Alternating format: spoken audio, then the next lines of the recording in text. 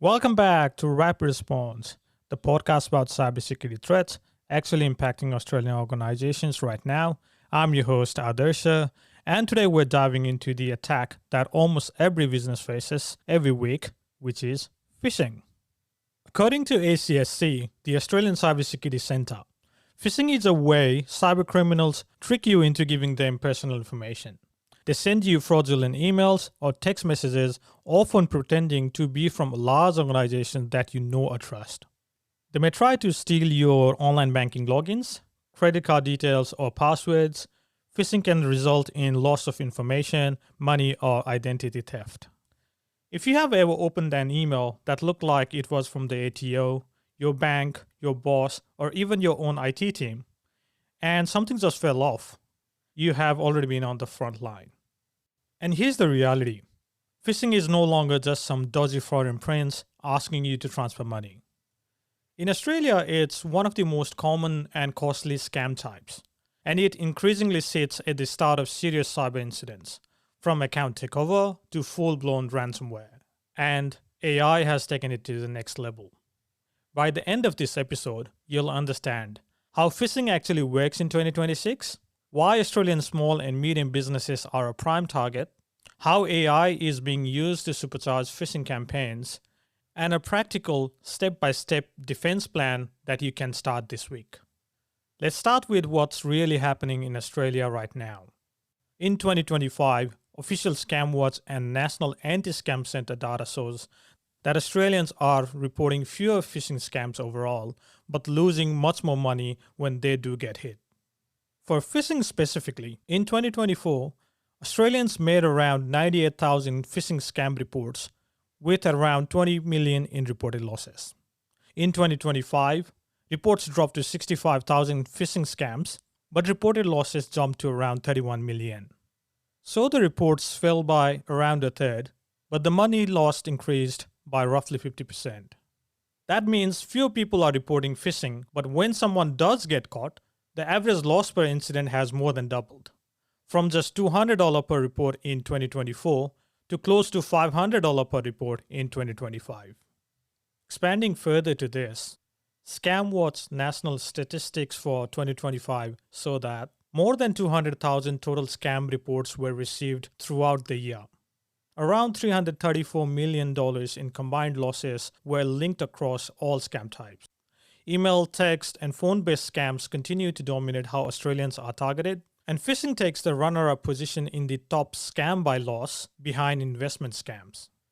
This lines up with what we're seeing on the ground. Fewer amateur scams, more targeted, more professional, and increasingly AI-driven campaigns aimed at people and businesses most likely to pay. Now let's talk specifically about small and medium businesses, because that's where the damage can be truly existential. So why are Australian small and medium businesses so heavily targeted? There are a few brutal truths. First, SMBs look like soft targets. Most don't have a dedicated security team or 24/7 monitoring. Australian small businesses are particularly at risk because they often lack the resources and in-house expertise to detect and respond to sophisticated scams. Second, SMBs still control valuable money and data, such as access to business bank accounts, payroll systems, customer details and invoices, and supplier payment processes. A cybercriminal doesn't care if they steal $50,000 from a small business or a giant corporate. In some ways, the small business is easier and less likely to fight back or make the news. Third, the supply chains that they are part of. Even if your business isn't huge, you might supply to larger organizations. That makes you the stepping stone.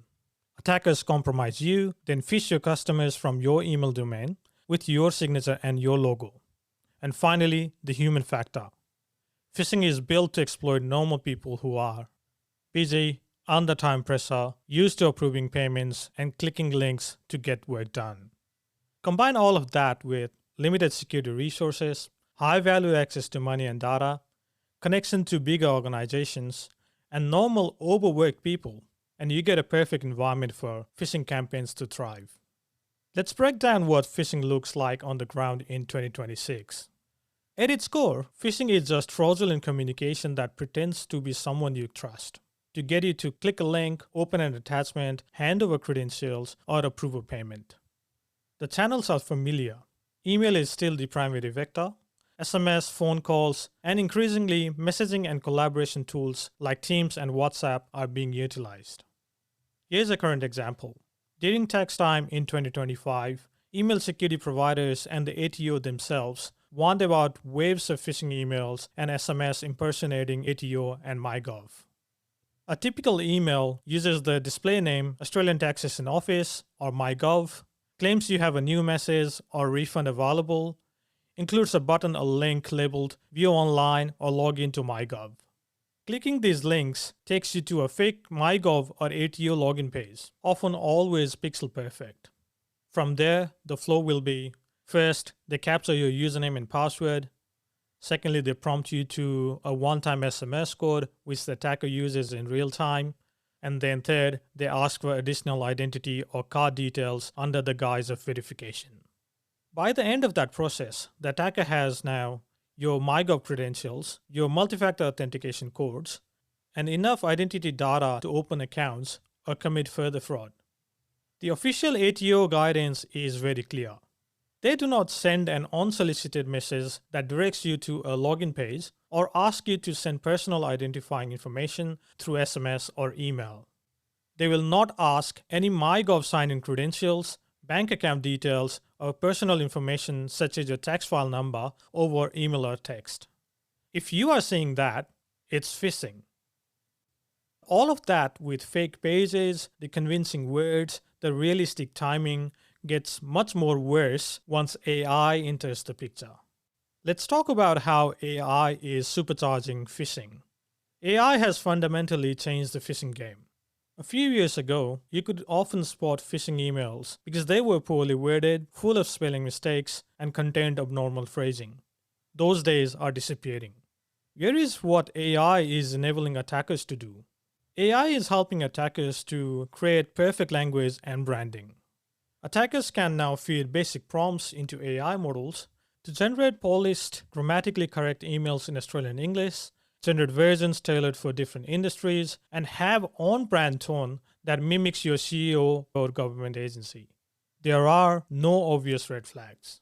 They are also using it for hyper-personalization at scale.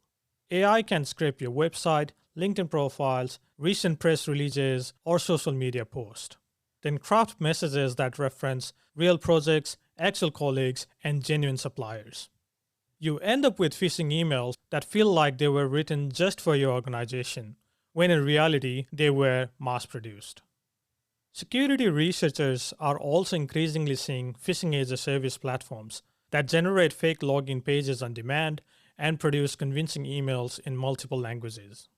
These platforms can also automate sending thousands of targeted messages and then track who clicked, who entered credentials, and who opened attachments. Phishing as a service has lowered the barrier to entry for cybercriminals. It has enabled attackers for widespread and sophisticated phishing attacks. These platforms have also evolved with AI under the hood that allows attackers to bypass basic spam filters, randomize subject lines and content, and also optimize campaigns based on what victims are responding to.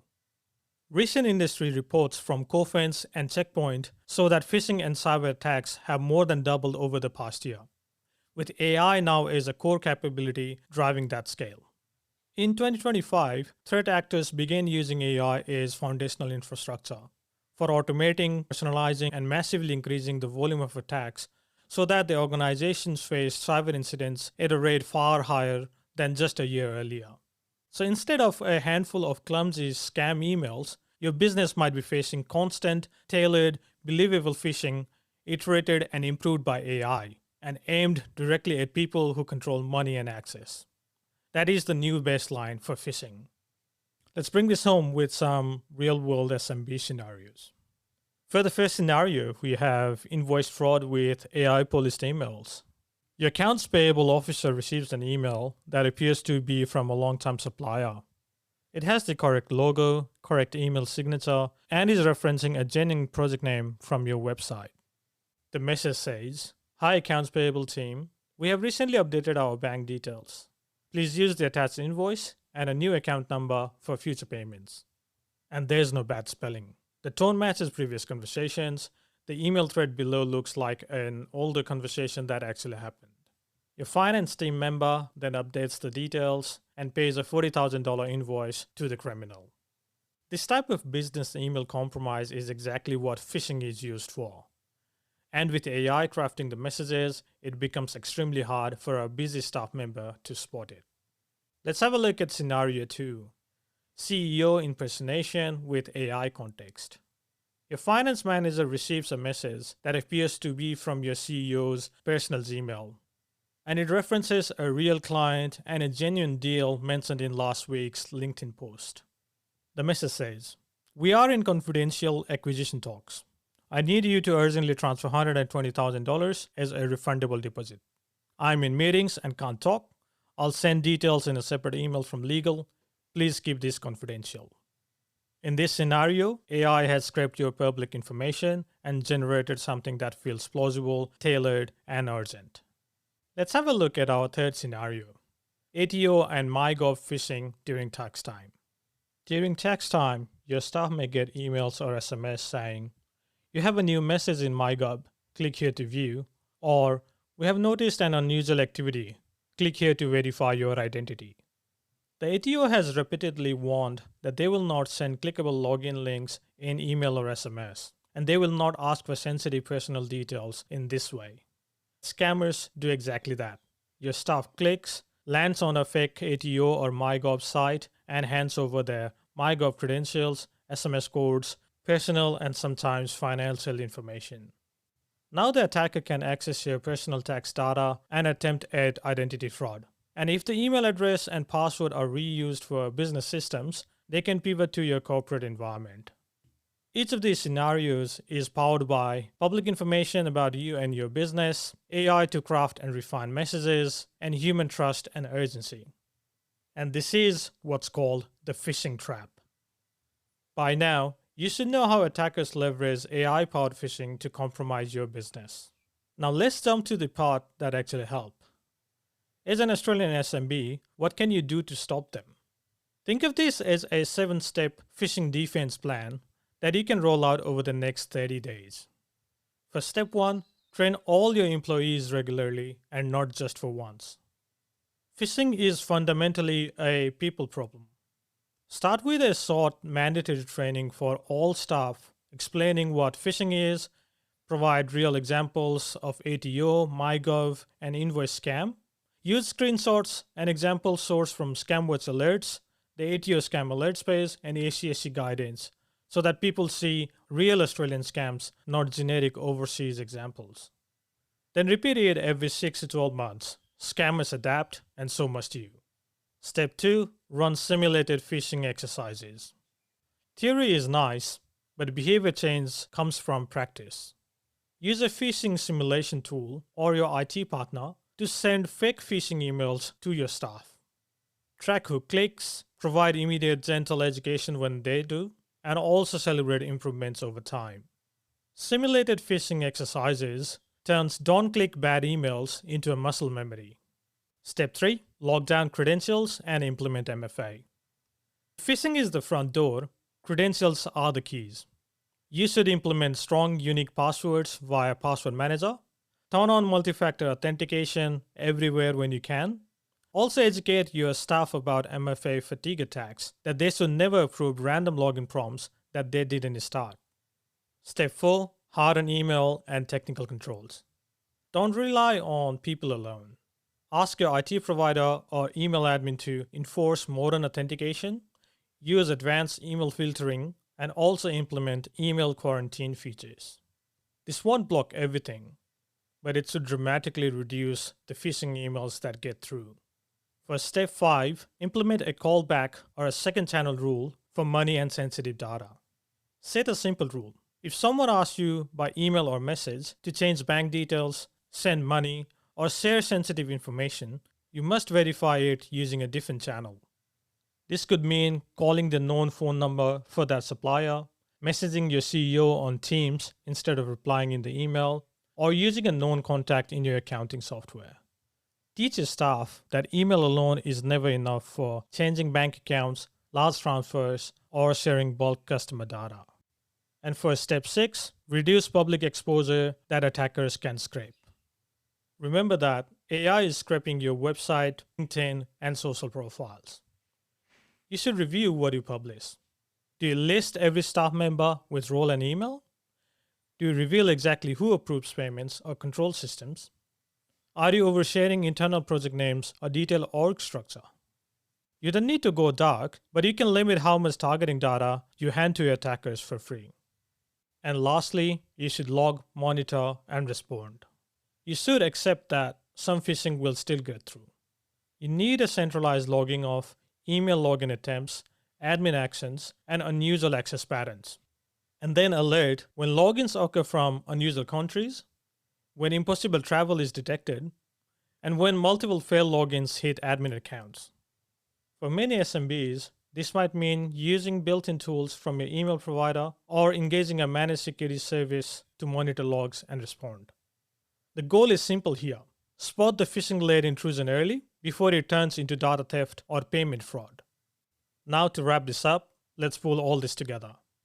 Phishing in Australia in 2025 looks like this. Tens of thousands of phishing scams are reported to ScamWatch. In overall, reporting is down compared to 2024, but losses per incident is way up. And a growing share of scams using AI to sound more convincing, more personal, and more urgent. We now know that small and medium businesses are attractive targets because they control money and data, and they are often under-resourced on cyber.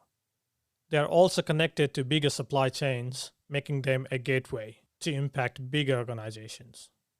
You should know that defense is not about perfection. It's about raising the cost for attackers so that they move on to easier targets. I highly encourage you to pick 3 actions from this list. Run a short phishing awareness session with real Australian examples. Turn on MFA for email and critical systems. Implement a strict callback rule for any change to bank details or large payments. Ask your IT provider to confirm and implement modern email authentication. Finally, start quarterly phishing simulations for your staff. If you implement even few of these, you're already ahead of a huge chunk of the market, and you are dramatically reducing the chance of AI-crafted emails that bring your business to halt. In the show notes, you can find links to the ScamWatch statistics and resources, the ATO Scam Alerts page, the key ACSC guidance on phishing and email security. If this episode helped you, follow or subscribe to Rapid Response, and please consider leaving a quick review so other Australian businesses can find it. I'm your host Adarsha. This has been Rapid Response. Trust your instincts, pause before you click, and when in doubt, verify through a different channel. Stay safe out there.